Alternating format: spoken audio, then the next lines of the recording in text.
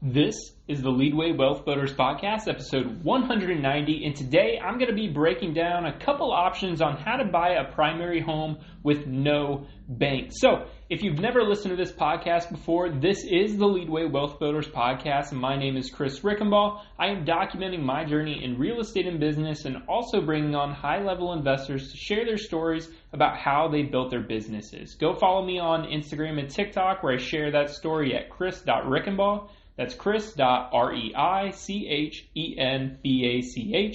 And please like, share, and subscribe to this podcast because that is the only way it grows. And that way we can help more people be able to answer their questions and, show that things are possible. Because, I started this journey when I quit my job. I started the podcast right before. I was scared to kind of talk about it because I thought people were going to fire me. So when I quit that job, I had not much time to be able to figure it out. And that's when I started flipping homes, got in the business. We hit some snags, but right now we are building out of it. And it's leading us to so many interesting things, meeting so many cool people. And, I get to share that story on here for everybody to listen to. So, like, share, and subscribe. Let me know who you want to listen to. And let's hop into today's episode. So, I just got off a call with a subject to offer, and we are going to be able to, we're actually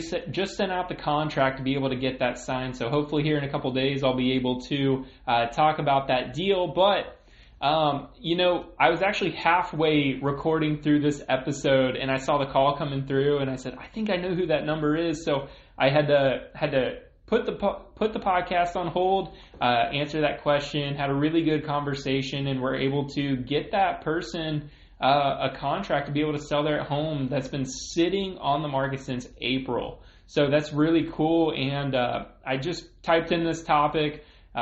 So super cool to be able to do that. And if you're waiting for me to interview somebody, I did a podcast earlier today that's getting edited, and that is going to come out in a little over a week with an awesome investor, and you guys will have to tune into that one. It's another video podcast that you can go watch on YouTube, but for today's topic, it just fits perfectly: how to buy a primary home with no bank.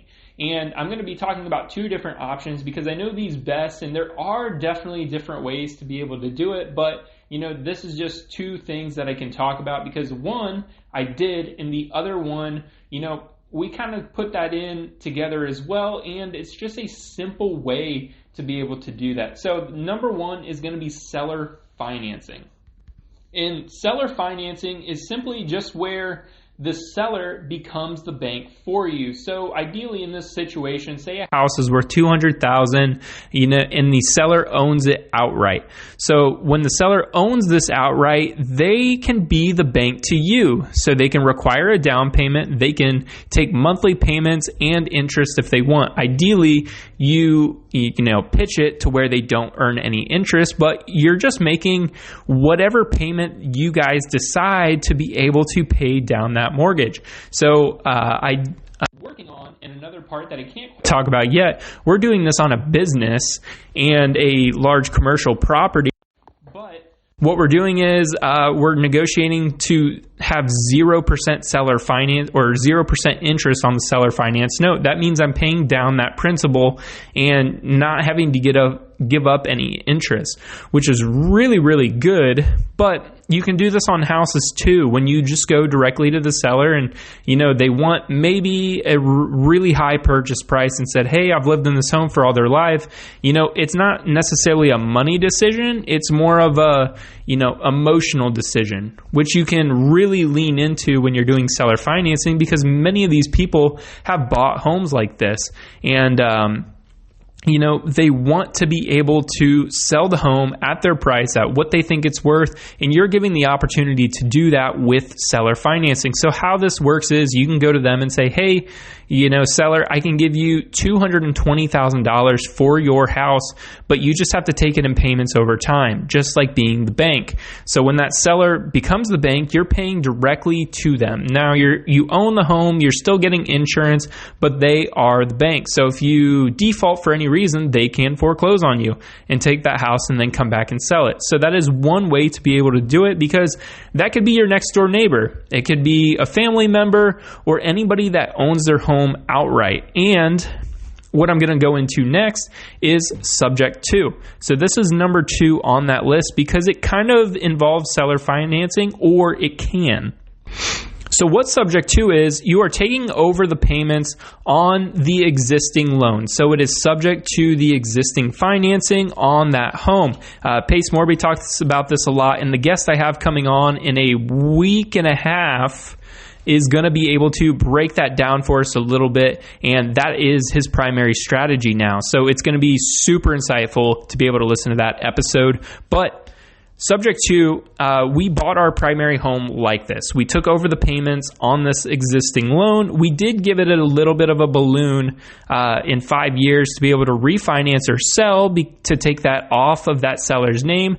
You don't have to, but if that seller is trying to sell for some reason and, they say, hey, I am looking to buy another home here in a couple years, you can give them that balloon to be able to say, hey, I can't, it doesn't make sense for me to do it in 1 year because there's not going to be enough equity. But what you can do is you can be able to push that out. So what I did was push that out 5 years, and I give myself a little bit of an extension just in case the market decides to do something crazy. And that way we can refinance or sell the home in a couple years because now we have equity in it. But how subject to and seller financing can be combined is that subject to can be a variety of different reasons. Some people are really trying to go after the interest rates that are, under 4%.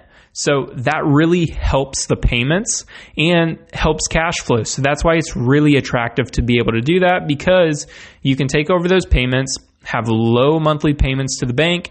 You can pay the seller if there's enough of a spread every single month, and then you can have a little cash flow on top. So that makes it really attractive on the interest rate part. But say if somebody has a lot of equity in the home and, they don't really need to sell, but they want to, and they just don't want to deal with the home or be a landlord, you can also introduce this. And that's what Pace Morby talks about. He calls it the hybrid. So that's using seller financing and subject to at the same time. And so how that looks is, they say the home is worth $200,000. They owe $100 back to the bank, and so they have $100,000 of equity. So they can seller finance you their $100,000 of equity, and you can take over those payments of $100,000 back to the bank. So that way you're making the payments on the 100 to the bank, and you're also seller financing and making payments to the seller on their 100,000 of equity. And that's kind of the simple way of how that can be put together. But the biggest thing is, none of this requires the bank, which everybody wants. So investors, specifically real estate investors, it's really hard to show income and get qualified to buy a home. Business owners are the same way, or somebody with bad credit that something may have happened where the credit has been hit really hard. But if you're doing this and buying a home like this, you want to be responsible. Don't be giving it to somebody right out of prison who has bad credit. That probably wouldn't be the best decision. But for these people who have income coming in, and are fit into one of these categories, this could be a perfect way to be able to buy the home and go around the bank.